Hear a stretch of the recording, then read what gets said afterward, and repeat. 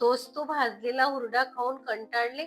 तर चला बघूया आपण नवीन पद्धतीने भेळ कशी बनवायची तर या हुरड्याची. नमस्कार. अशा पद्धतीचा हुरडा मी विकत आणलेला आहे बाजारामधून. अशा पद्धतीचा हुरडा हिवाळ्यामध्ये बाजारामध्ये भरपूर विकायला येतो. तर अर्धा किलो हुरडा घेतलेला आहे आणि हुरडा छान प्रकारे स्वच्छ धुवून घेतलेला आहे आणि स्वच्छ धुवून यामधलं सर्व पाणी असं निथळून घेतलेलं आहे. डाळ तळाची कढई घेतलेली आहे आणि कढई गरम करायला ठेवलेली आहे. कढईमध्ये हा जो हुरडा घेतलेला अर्धा किलोचा हा टाकून घ्यायचा आहे आपल्याला. हुरडा टाकल्यानंतर लगेचच यामध्ये थोडंसं तेल टाकून घ्यायचं आहे. जवळपास 1 पळी तेल आहे हे टाकून घेत आहे. तेल टाकल्याने काय होते, जे आपण यामध्ये मीठ वगैरे मसाले टाकणार आहोत ना, ते छान प्रकारे याला असं मिक्स होतात या हुरड्यामध्ये. आवडीनुसार मीठ टाकून घ्यायचं आहे. तुम्हाला हवं असेल तर तुम्ही तेलाऐवजी तुपाचा सुद्धा उपयोग करून घेऊ शकता. बरेचसे लोकं हुरड्यामध्ये तुपाचा सुद्धा उपयोग करून घेतात. यामध्ये असं मीठ टाकून छान प्रकारे असं मिक्स करून घ्यायचं आहे आणि थोडंसं मिक्स केल्यानंतर हे तीळ आहेत, 2 चम्मच तीळ घेतलेले आहेत, तीळ टाकून घ्यायचे आहे आणि हुरडा असा मस्त छान भाजायचा आहे आपल्याला.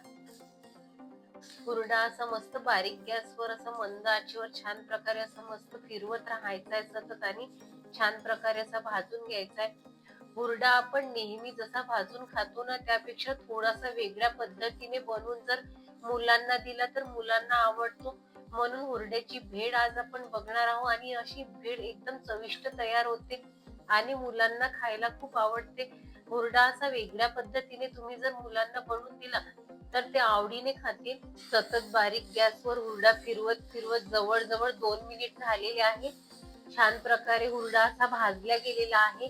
आता लगेचच ह्या हुरड्यामध्ये हे तिखट आहे.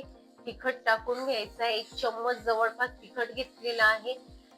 तुम्ही स्किप सुद्धा करू शकता. अगदी लहान मुलं जर घरी असतील तर तुम्ही थोडं कमी तिखट तुमच्या आवडीनुसार यामध्ये तिखटाचं प्रमाण घ्यायचं आहे. परंतु तिखट टाकल्याने याला चव खूप भारी येते या हुरड्याला. तिखट टाकून सुद्धा असा थोडासा परतलेला आहे हुरडा. आता यामध्ये अर्ध लिंबूचा हा मी लिंबूचा रस टाकल्यानंतर छान प्रकारे असा हुरडा मस्त मिक्स केलेला आहे. आता गॅस बंद करून घ्यायचा आहे आपल्याला. हुरडा छान प्रकारे भाजला गेलेला आहे. आता गॅस बंद करून टाकायचा आहे. छान लाल टोमॅटो आहे तो टाकून घ्यायचा आहे. बारीक चिरलेला टोमॅटो आहे आणि एक कांदा आहे. कांदा सुद्धा छान बारीक चिरून घेतलेला आहे. कांदा टाकून घ्यायचा आहे.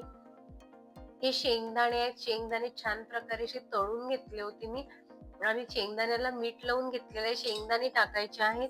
कोथिंबीर छान प्रकारे अशी मस्त बारीक चिरून घेतली होती. कोथिंबीर टाकून घेऊया आणि हे सर्व टाकलेले साहित्य छान प्रकारे या हुरड्यामध्ये असे मिक्स करून घ्यायचे आहेत. तुम्हाला अजूनही यामध्ये काही मिक्स करून घ्यायचं असेल तर ते सुद्धा तुम्ही टाकून घेऊ शकता. तुम्हाला जर आवडत असेल तर तुम्ही यामध्ये साखर सुद्धा टाकून घेऊ शकता. छान प्रकारे आंबट, गोड, तिखट अशी हुरड्याला छान प्रकारे चव येईल. परंतु मी यामध्ये गोड टाकत नाही आहे. असा हुरडा छान प्रकारे असं मिक्स करून घ्यायचा आहे आपल्याला. हुरड्यामध्ये सर्व साहित्य आता छान प्रकारे मस्त मिक्स केलेलं आहे आणि ताजा-ताजाच हुरडा खायला खूप मजा येते. हुरड्याची भेल तयार झालेली आहे आणि त्यामध्ये छान प्रकारे असं फरसाण असं छान चारीकडून टाकून घ्यायचं आणि मिक्स करून घ्यायचं असं छान प्रकारे आणि खाऊन बघायचं. मुलांना तर ही भेळ खूप आवडते. हुरड्याची चमचमीत भेळ मस्त तयार झालेली आहे.